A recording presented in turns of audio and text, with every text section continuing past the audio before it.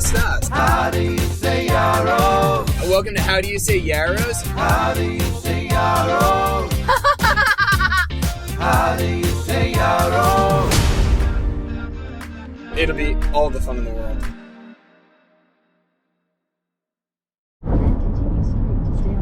What up? Yabba dabba doo! How you living, girl?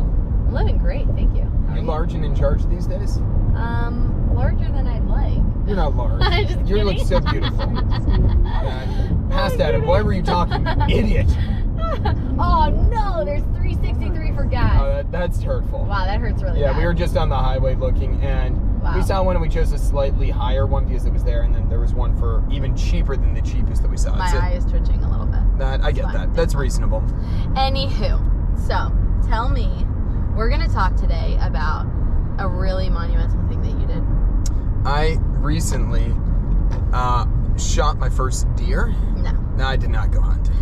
No, we are going, but you did do something in the woods. I did. I did a very long hike. I'm working actually on a video on it now. Good. That's not happening quickly. It's got a lot of other things in the air, but it will get done eventually. It will get done. I can't wait to see it. Yeah, a very reflective video. But I did a large hike in South Jersey. It was about 57 total miles. The trail itself was like 52.3 or 7. Mm-hmm. But when you actually account for like things going on and like on and off places, it was 57 total, which was pretty wild in a lot of ways. You were carrying all your things. I did. I was carrying my whole backpack, so it was 2 nights, 2 days. Gabby dropped me off the first night in South Jersey. Yeah. She left me. He ended up in North Jersey. No, just kidding. Yeah, well, it was more North Jersey. Yeah. It was quicker to come get me at the end than at the beginning. That's true. Oh yeah, how far away was Liam's drive for the second drive? It was like 40-some minutes. I moved 57 miles closer in some ways. That's incredible. Yeah, so I dropped Adam off, and I was a little bit nervous. I wasn't as nervous as I could have been because Adam preps really hard for these trips. So like he had prepped his bags, he had told me what he's packing, where he was gonna be each night, like how he had like set up campsites for each night, like bought them. I know he like works hard with like maps and all that kind of stuff. So I knew he was prepared as he could be, but I was just a little bit nervous because it's like a little creepy for him to be like out there by himself at night. That was a little nerve-wracking. Yeah, I mean, the first night really wasn't that creepy in some ways. That's good. Why not? Well, it was in an actual, like, campsite. It was in a large park area, so it was, there not only are there other people, there's electricity, water, like, it's a full-on facility. Right. So there was a couple other people. I mean, to be fair, this was middle of October camping, so there is some limitations. And anybody else camping had an RV. Most other people did have an RV. Yeah. They drove there. Yeah. I remember. Yeah, so did they talk to you at all? No, I didn't talk to anybody there. Which is good. I don't want to. Yeah. So a lot of that first night was like you're not really alone. It's pretty like you're in an okay area. But really going into the next 2 days, I saw 17 total people hiking. Wow. And the first day I only saw 6 people. Not counting like if I stopped at a park ranger office or like in an actual park area which had individuals. And but like the first day there were 4 people hiking, and then I found 2 people at the campsite that showed up way late, but we'll talk about that. So it was so I've had very little to say to anyone for that entire time frame. But first day Gabby was very cute, dropped me off. That night went good. I ran into a huge problem the first morning. My headlamp didn't work. Yes, that's terrifying. I wonder, so I had taken some of the batteries out. I wonder if they ended up just being drained by it, because I didn't want the headlamp to accidentally turn on. Right. Because it's just a button. So I think that was my big issue with that, which was a huge problem. So the first night was not bad, but it got very cold overnight. So like when I woke up at 5, it was cold outside. I was cold in my tent, and like, okay, at least if I could get going, like, it stinks, but kind of like movement will help me. Yeah. And then with no headlight, I looked and like, okay, I'm not carrying my cell phone because it's not a great like flashlight for like this type of thing. And like also for even setting anything down, like, okay, I need 2 hands. I can't just be holding my cell phone. Like, right, you had to take down your hammock and everything. Yeah, like I'm cleaning up my camp. The headlamp is valuable because you really do want two hands doing everything. Yeah, get dressed. Get dressed. Yeah. So breakfast. So I went back to bed for an hour. Very smart. Yeah. But it was already after standing outside for a bit. It was not the best. Were you more cold and damp? Although all of a sudden it did really make my tent, my hammock seem way warmer. So that was there. So got it packed up, ready to go. And then it was like maybe a half mile to the trail from the campsite. Worked out great.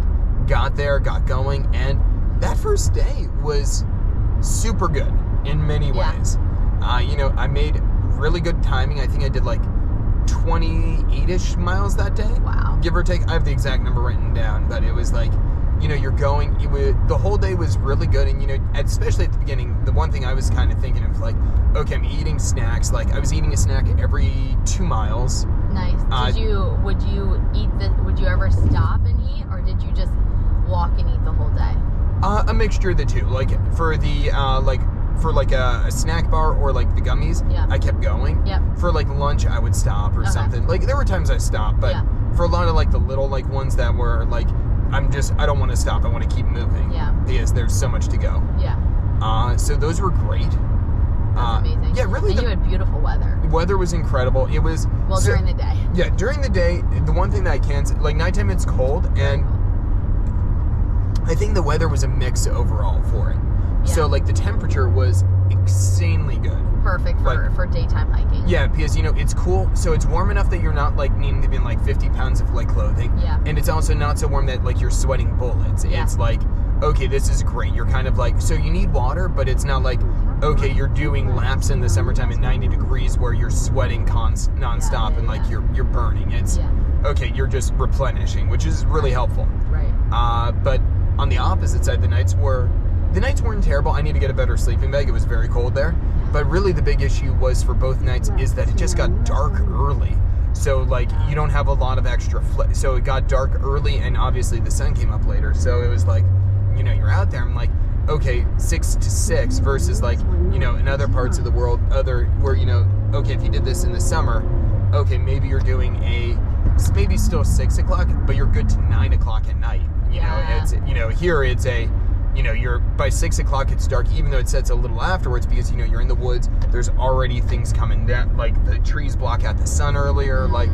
So that actually was the tougher part of it psychologically. And it was pitch black. Like when I drove home that night, the first night even, and I was noticing the next night too. And Adam had me leave as soon as I dropped him off because I had Seth in the car and he was doing well, but like we didn't want me to be lost like in the woods with Seth. So I bounced immediately, and I did get out of like the deep woods before it hit super dark. But like even as I went back on the road, like and got like into civilization, it was pitch black. Yeah. I was fine because I was like, in the right spot by that point. But I was just thinking, I just love Adam in the middle of the woods. It is pitch black out here, so it was fascinating. Yeah, it was really dark. But I did have an episode of Seinfeld downloaded, which was great. That was smart. That was very smart. You really should have had a second one, because I did not have the second night, I think I rewatched the show again. Did you? It was kind of, I don't know if I watched the whole thing, but it was really fun. But I would have liked to have a second show. Yeah, that was my bad. A nice cozy at the end of the day. It really was nice having a show the first night. Yeah. Like having something the second night, really, it is nice to have just like, okay, you're really tired, something to sit down to. It was just like, I really wish it was a different episode. Like, it was bored. Not in a way that's bad, but I don't think I wasn't as excited as I thought I would be the first night on that particular episode. Oh no! And I was not anywhere near as excited the second night. But it was like, okay, you gotta deal with what you got. Yeah. That makes sense. How was the fall foliage? It was very lovely. I did think that was a good time for that too. Foliage was beautiful. It was gorgeous. Oh, it was gorgeous. And I mean, so much of it was great because it was just, it was empty. It was very quiet. So come on, you weren't scared a little bit at night in the total darkness? The second night, yourself? Well, I'll talk about the second night in a second here. Yeah. The first night, not particularly. Just because you're with everybody. Like, you're not by yourself. Like, and also, like, I was the latecomer here. So it's like, okay, things are already happening. Yeah. But the big thing that happened that first day that was significant in a number of ways was I found a headlamp. So I had lost it. And the morning, Yeah, it's after here. Sorry, Yeah, just yeah, checking. yeah. The morning wasn't a big deal to not have a headlamp. It was inconvenient starting later than what I would have liked. But the nighttime I was more nervous about because it's, okay, if you're setting up camp in the dark, you're trying to, if anything is going on, like I knew the second night, for example, was going to be way more remote. So I was it wasn't that I couldn't do it without it, but I knew it was like, this would be much more difficult. It's less convenient. If there is a challenging situation, like say, hey, maybe I tripped and hurt my leg or something, like this will become much more difficult without that. Yeah. So, but I found one in the middle of the trail, and at first I thought it was like, this has just got to be like, actually I was like a little angry, like, because I was thinking like, there's no way that this is just trash. I'm certain somebody just threw it away, and then I picked it up and it worked. And I was so excited because I was like, I need this. So that was, which was great because I got to that second camp super tired because there wasn't really a great water source nearby. So I'd been carrying like 4 liters of water, which adds a lot of weight onto your life. Wow. But I got in there and I had started cooking dinner. So I had set up camp and I needed the headlamp at that point. When I had gotten there, no one was there. Yeah. And at first online, I saw that a couple sites had been booked around me, which I just wanted to know in that first one. Like, I didn't care if anybody else was there, but I did want to know of like, okay, should I be anticipating? Like, like this is, it's a primitive toilet. There's no parking in this area. Like, it is pretty deep woods at this point. Although weirdly enough, I had cell phone reception where I had virtually no cell phone reception up to the beginning part of that day. Would you please define a primitive toilet? It is an outhouse. There's no toilet paper.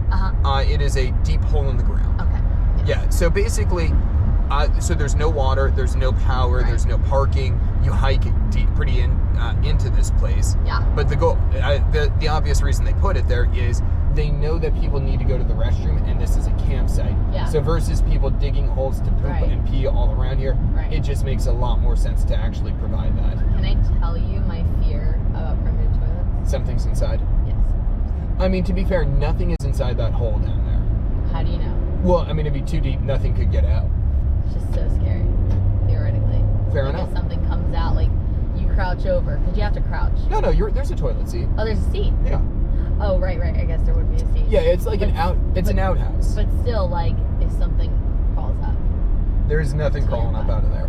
Yeah, because the hole is probably 40 feet deep. Oh, wow. Yeah, like it's a deep hole. Oh, wow. Interesting. Yeah. Yeah, I just remember we did camp somewhere that had things like that with the Girl Scouts growing up. Oh. And I remember being worried that something would reach out and, like... Touch your bum? Yeah. Stick me or something grab my butt. That's reasonable. Anyway, go on. Yeah, so I had seen 1 or 2 places were booked in that campsite. One of the places seemed to be under construction. There was like a sign. I never walked over. I was too tired. I was very lazy. So I got to my spot. No one was there, so I figured, like, guess they canceled. Hard pass. So I made dinner. I had a little, like, I got a solo stove, so that's like a little wood-powered stove that you did. I made rice and then, like, prepackaged chicken, which was actually delicious, and a Snickers bar. And I had some tea, I believe, as well. Aww. Yeah, it was a very good meal. Do you drink the tea out of the stove, or did you have another cup? I brought a cup, actually, for that, because I felt like, you have a few too many things going on here. Of like, so that worked out great. When I was down, like, basically, there's nothing to do, and, like, the thought of actually, I understood, I've read before, that, like, when you do long-distance hiking, people often don't do bonfires, even though people would always think they do. Right. Because you're tired, like, so I'm going to do, like, I'm coming out here. Do I really want to go? I've been walking the whole day, and then I want to build a fire and, like, put my energy towards all this. No, you can't. And especially I was by myself, so I was like, Yeah. So I Even though you love building fires. I do. So, but I did my, like, little stove that I made a fire in, and so I got, like, my stuff there. So I went, watched my part of the episode of Seinfeld again, and I went to bed at, like, 8 o'clock. Amazing. And then at 9:30, people showed up, which that was terrifying to me in some ways, because it was just, this is not a spot you randomly show up at 9:30 at night to. No, that's scary. And there were 2 guys, they were louder, so at first I'm wondering, like, okay, are these angry people? Is this like a homeless camp coming in? Like, what's going on here? It's like, and they were, but also they were loud probably because no one was around, and there's also, like, because it's dead sound, like everything echoes. Yeah. But they weren't quiet. But also, yet again, their initial look around would have said no one's here. Right. So it's I have no complaints. I would have been loud too on them. They also became much quieter when they eventually saw me, but I did not know what to do at first because I'm like, okay, like, I should probably say something so I don't scare them on the opposite end. But, like, on the opposite, I also don't know if they're like, I don't know who these guys are. Like, I thought, could this be like an early teen party coming out here? Right, Like, because although it'd be insane to think that a teen group of people would come out to party here, on the opposite, if you got out here, no one's finding you. You can do what you like out here. Right, because this was a campsite that you couldn't drive to. You had to hike like 4 miles in. I hiked like 6, but I think there was an entrance that would be like 1.5. Okay. So it'd be a walk, but it would be like, yet again, if I was thinking, like, if you're throwing a party, you'd be pretty isolated out here. You can do what you want. So how did you guys interact? Yeah, so they were looking for firewood, and eventually they shone a light on one of the guys showed a light on my tent, and he was like, oh, there's somebody here. I'm like, hey-o. Just yelled up, like, hey, how's it going? And then it was great. They were very nice people. Smart. I knew it was a lot better when I saw them setting up a tent. Because it was like, okay, you're not randomly here. You're two people with a plan coming through type of thing. It was like, okay, this is a good scenario of whatever it is. They got there so late at night to set up their stuff. They started late. They said, I guess they probably came after work, and so it was great. So next morning, still chilled out in that same area. Woke up nice and early in that day, which was really, really good. Got early mornings in there. So woke up, made some coffee, which tasted a little bit like rice and chicken because I couldn't get it all clean. I didn't end up eating oatmeal though. I didn't feel like making it, so I still had some bagels, which were great. Did that, and then I was trucking out of there. I made good pace the first part of the day, and then the second half from like mid after or maybe like 10 to 2, I did not do good. I was just so slow. I was so tired.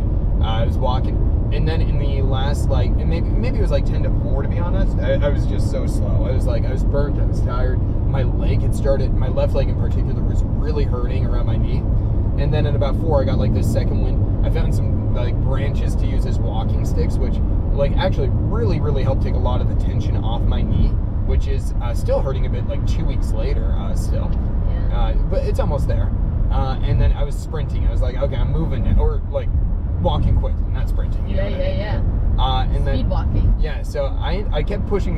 Gabby's brother Liam was coming to get me, and I kept pushing the time back because at first it was 5:30, then it was 6:30, and I eventually finished it about 7. Amazing. Yeah, so it was like I kept pushing it back, but the second day was like after that super uneventful in some ways, just because it's like okay, you're just walking, and like there's so little human interaction in this, but it had to be the time of the year. Yeah, for sure. That's amazing. Did you like the first course or the second course better? Was there any difference in the two?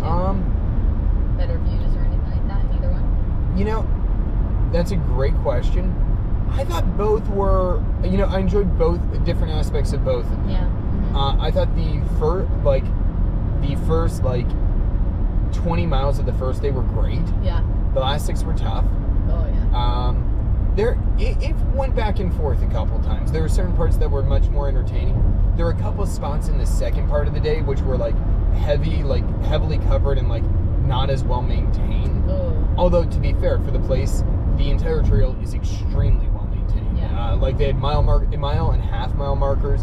Directions were super clear. It was, I had read a few years ago that there were a couple tricky spots on it, and really here, there were 1 or 2 times I needed to look at a map to make sure I was doing the right thing. Yeah. But ultimately, so well maintained. It really was, especially this. I'd wanted to do a longer hike like this for years. For the first one, it just made it so convenient. It was incredible. That's awesome, baby. Yeah. I'm so glad that you did it. Thank you for letting me go. Oh, it was great. It was a lot of fun. Oh, yeah. No brainer. Oh, we'll have to talk about maybe the next one, Seth in North Carolina. Yeah, that's what Seth and I did. Yeah. It was great. It was perfect timing for Adam to go on his hike. We were out of town. Yeah. I'm glad you were safe. I'm glad you did it. I'm glad you're safe. We'll have to talk about our next spot with Seth in his first major road trip. That's right. All right. We'll see you later. Bye. Bye.